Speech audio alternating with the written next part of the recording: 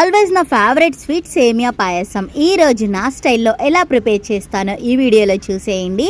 ముందుగా అయితే కొద్దిగా గీ యాడ్ చేసి మీకు అవైలబుల్గా ఉన్న డ్రై ఫ్రూట్స్ అన్నీ కూడా గీలో మంచిగా రోస్ట్ చేసేసుకోండి బాగా.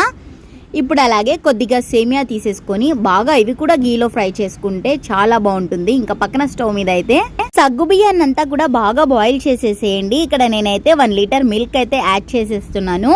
ఈ పాలన్నీ కూడా బాగా మరగనిచ్చేయండి. మరగనిస్తే అప్పుడు పచ్చి వాసన పోయి చాలా రుచిగా ఉంటుంది. ఇప్పుడు మనం ఫ్రై చేసి పెట్టేసుకున్న సేమియా అంతా కూడా ఇందులో యాడ్ చేసుకోండి. షుగర్ అయితే లాస్ట్లో యాడ్ చేసుకోండి.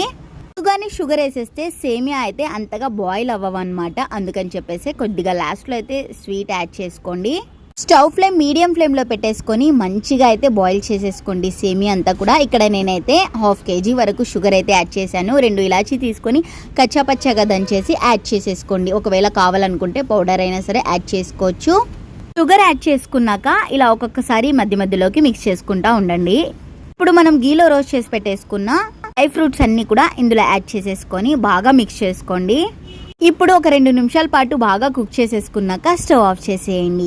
ఎంతో ఈజీగా మీ అందరికీ ఇష్టమైన సేమియా స్వీట్ అయితే రెడీ అయిపోయింది.